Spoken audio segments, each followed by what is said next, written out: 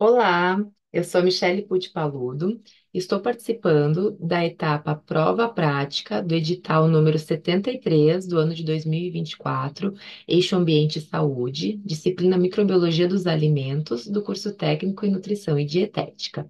Na aula de hoje, nós vamos conversar sobre as doenças transmitidas por alimentos, também chamadas de DTAs. Sejam todos muito bem-vindos à nossa aula. E nesta aula, nós iremos aprender sobre a classificação dos micro-organismos, sobre a definição das doenças transmitidas por alimentos, a diferenciação das doenças, já que existem três formas, algumas doenças e algumas formas de prevenção. Vamos lá? Inicialmente, falaremos da classificação dos micro-organismos, os quais podem ser divididos em micro-organismos benéficos, deteriorantes e também os patogênicos. E como a nossa aula ela é mais focada nas doenças, vale destacar que os micro-organismos patogênicos são os nossos micro-organismos de interesse nesta aula. Mas nós iremos aprender um pouquinho mais, né, sobre os benéficos e também os deteriorantes.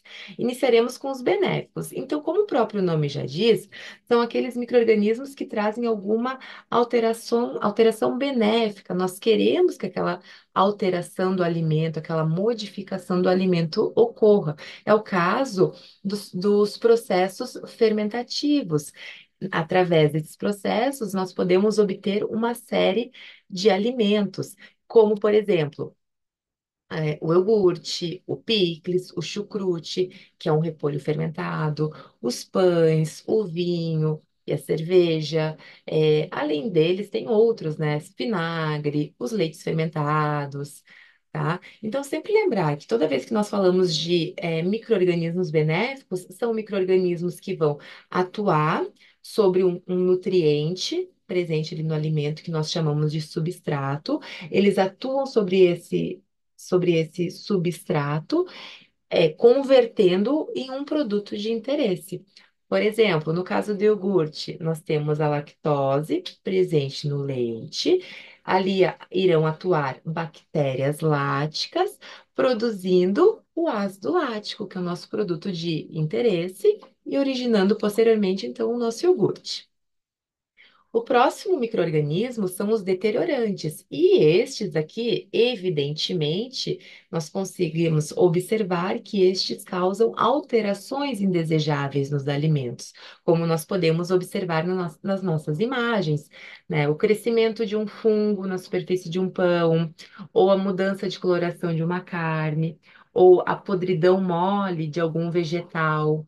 Tá? Então, essas alterações, elas são indesejáveis, tornam o alimento impróprio para o consumo e alteram as características organolépticas do nosso alimento. Mas, prof, o que são essas características? É o que eu acabei de relatar aqui. São aquelas características associadas à cor, ao odor, ao sabor, à textura, à aparência global do nosso alimento. Finalmente, chegamos nos nossos micro-organismos patogênicos. E esses micro-organismos patogênicos são aqueles micro-organismos que causam as doenças de origem alimentar e que prejudicam, consequentemente, a saúde tanto dos homens quanto dos animais. Então, a gente nunca pode se esquecer que são estes micro-organismos que provocam as doenças transmitidas por alimentos. E essas doenças transmitidas por alimentos, elas podem receber outras denominações, mas significa a mesma coisa, que seriam doenças veiculadas por alimentos, chamadas também de DVAs, ou as doenças de transmissão hídrica e alimentar, que seriam as doenças, perdão, DTHA. Inclusive, se nós formos buscar no site do Ministério da Saúde, lá no site do Ministério da Saúde, no site oficial, eles adotam essa terminologia, essa nomenclatura para as DTAs. E as DTAs, então, são aquelas doenças originadas da ingestão de alimentos e água contaminados. São mais de 250 tipos de doenças, então são muitas doenças. E os agentes causadores podem ser bactérias, fungos, vírus, tá? E essas doenças, elas podem se manifestar de três formas distintas, que seriam as intoxicações alimentares, as infecções alimentares e as toxinfecções alimentares. Neste sentido, as infecções alimentares são aquelas doenças associadas à ingestão do micro-organismo patogênico presente no alimento, tá? E micro-organismos que estão associados à ocorrência de infecções é a salmonela, é a Shigella, é o víbrio, é a Escherichia coli ou E. coli. Tá? Já a intoxicação é aquela doença em que ocorre a ingestão do alimento contendo a toxina produzida pelo microorganismo patogênico. Então, não são todos os microorganismos que são produtores de toxina, são alguns em específico, tá? E é o caso aqui do Clostridium botulinum e do Staphylos. E já as toxinfecções corresponde à ingestão do microorganismo patogênico que libera a toxina no interior do organismo humano. É o caso também aqui dos microorganismos Bacillus cereus e Clostridium perfringens. Resumindo, né, para ficar mais claro o nosso entendimento. Infecção, ingestão do microorganismo patogênico presente no alimento.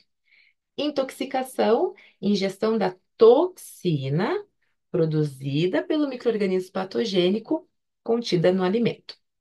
E, por fim, a toxinfecção, ingestão do alimento contaminado pelo microorganismo patogênico que produz a toxina quando já no nosso interior, tá? Já no nosso corpinho, já.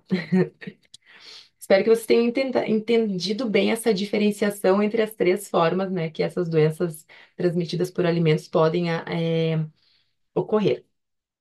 Tá? E alguns exemplos de doenças são as salmoneloses, né? Toda vez que a gente fala salmonelose, a gente lembra de quem? Salmonela lembra de quem? De ovo. E tá certo, né? O ovo é um alimento muito associado ali à ocorrência dessa doença, em especial, né, os ovos crus.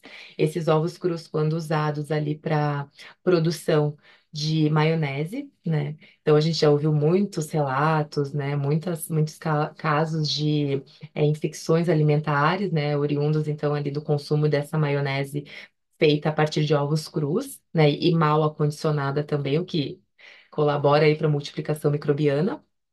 A forma de transmissão é fecal oral, é aquela coisa, né, a pessoa está manipulando, não lavou corretamente as mãos, tocou no alimento, então já é uma porta de entrada ali para o micro-organismo e, consequentemente, né, a ocorrência da doença, tá? E além dos ovos, a gente pode falar a gente pode relatar outros tipos de alimentos que também causam, então, essas salmoneloses, como as carnes, as aves, o leite, os produtos lácteos, pescado, entre outros.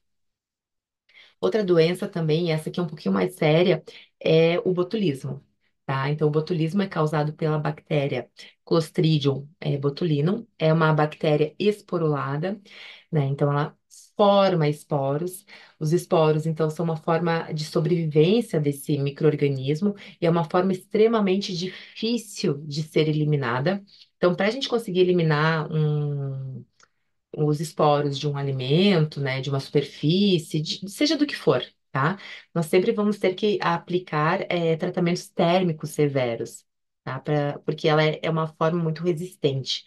E essa bactéria, né, como nós vimos, ela produz uma toxina, tá? Então, aqui nós temos o botulismo como sendo uma intoxicação alimentar. E a toxina, né, é produzida por essa bactéria, ela é chamada de toxina botulínica, né, o nosso famoso Botox, que hoje em dia, né, o Botox é usado tanto para fins estéticos, no rejuvenescimento, como também para fins medicinais, né, ali no tratamento de enxaqueca, de bruxismo, tá bem? Então, também, formas de transmissão e gestão de alimentos contendo a toxina e alguns alimentos associados a essa doença, né, são as conservas, as carnes, pescado, entre outros. Tá? Então, é uma doença bastante séria, né? Uma vez ela era muito associada também ao consumo de palmito, tá? Que é uma conserva. E algumas formas de prevenção. Então, sempre manter os alimentos sob refrigeração, né? Uma vez que a refrigeração ela controla ali o crescimento microbiano, né? Afinal, ela inibe esse crescimento, essa multiplicação. Manter as medidas de higiene que são fundamentais. Consumir alimentos dentro do prazo de validade, evitar a mistura de alimentos crus com cozidos para que não ocorra a contaminação cruzada. Também a gente pode destacar aqui o uso de um tratamento térmico adequado, né? Porque a gente sabe que o uso de temperaturas adequadas por tempos adequados é extremamente eficiente no combate, na eliminação dos micro-organismos. Dessa forma, né, chegamos ao fim da nossa aula. Espero que vocês tenham entendido tudinho, né? E para ver se realmente vocês tiveram essa compreensão, eu deixo aí uns exercícios de fixação lá na nossa plataforma, tá? Façam esses exercícios e aí na próxima aula a gente corrige e vê se alguma dúvida restou em relação a esse conteúdo. Tá bem, turma? Agradeço aí a presença de todos. Tenham uma boa semana e um bom dia. Até mais!